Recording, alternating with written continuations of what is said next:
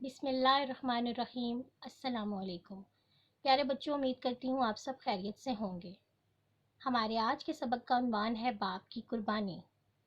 پیارے بچوں، ماں کی خدمت سے جنت تو مل جاتی ہے، مگر دروازہ اس وقت کھلتا ہے جب باپ کی عزت کی جائے۔ اس تصویر میں آپ دیکھ رہے ہیں کہ باپ کس طرح سے اپنے بچوں کی حفاظت کر رہا ہے۔ پیارے بچوں، باپ کے سائے سے بڑی دنیا میں کوئی دولت نہیں۔ وہ باپ ہی ہوتا ہے جو خود ہر تکلیف اٹھا کر اپنے بچوں کو تحفظ اور سکون دیتا ہے۔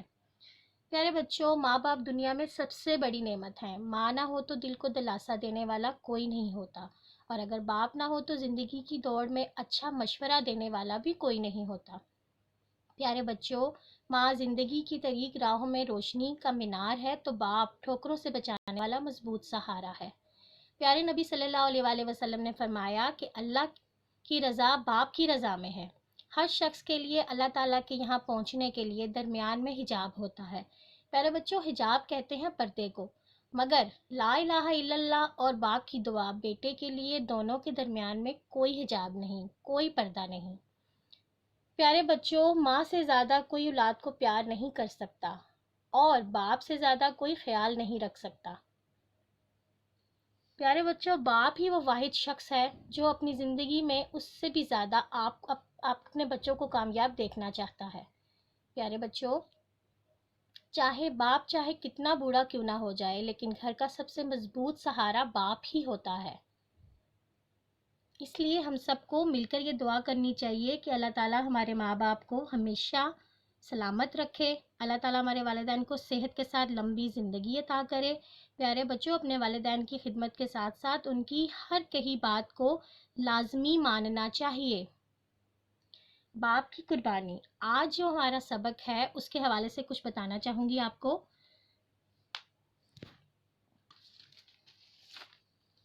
پیارے بچوں، یہ کہانی سچی کہانی ہے۔ ایک مسلمان بادشاہ ظہیر الدین بابر کی ہے اور اس کے بیٹے ہمایوں کی ہے۔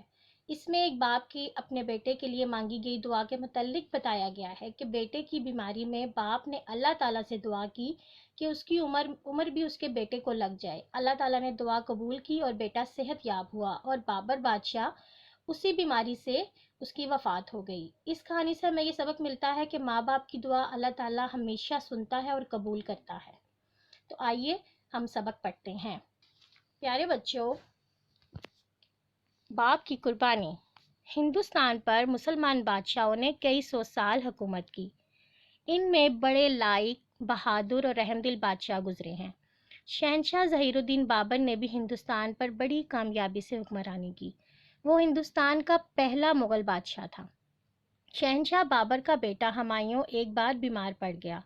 آخر بادشاہ کا بیٹا تھا، اسے کس چیز کی کمی تھی؟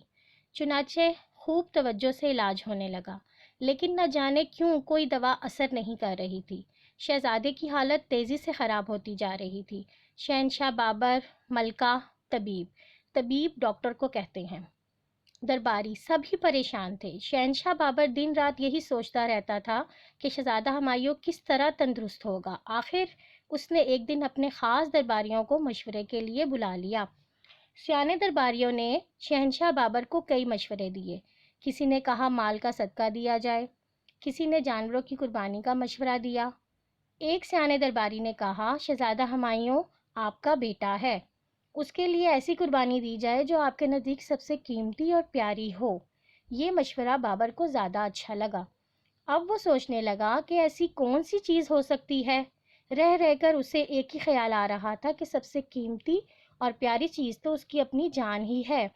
آخر اس نے فیصلہ کیا کہ پیارے بیٹے کی زندگی بچانے کے لیے وہ اپنی جان کا نذرانہ پیش کرے گا۔ بابر نے وضو کیا اور دعا کی، اے اللہ، ہر انسان کی طرح مجھے بھی اپنی جان بہت پیاری ہے، لیکن ہمایوں مجھے اپنی جان سے بھی زیادہ پیارا ہے۔ میں اپنی جان ہمایوں پر قربان کرتا ہوں، تو اسے تندرست کر دے۔ دعا کر کے بابر ہمایوں کے پلنگ کے گرد چکر کاٹنے لگا۔ شہنشاہ بابر کی دعا قبول ہوئی، اسے بخار ہو گیا۔ رفتہ رفتہ اس کی بیماری بڑھتی گئی۔ اس بیماری میں بابر کو موت آ گئی اور ہمایوں صحت مند ہو گیا۔ اللہ تعالیٰ نے ماں کی طرح باپ کو بھی بڑا مقام دیا ہے۔ اللہ تعالیٰ اس اولاد سے راضی ہوتا ہے جس سے اس کا باپ راضی ہو۔ ماں کی دعا کی طرح باپ کی دعا بھی اللہ تعالیٰ سنتا اور قبول کرتا ہے۔ پیارے بچوں، اب ہم مشکل الفاظ کے معنی یاد کریں گے۔ طبیب، طبیب کا معنی ہے ڈاکٹر یا حکیم۔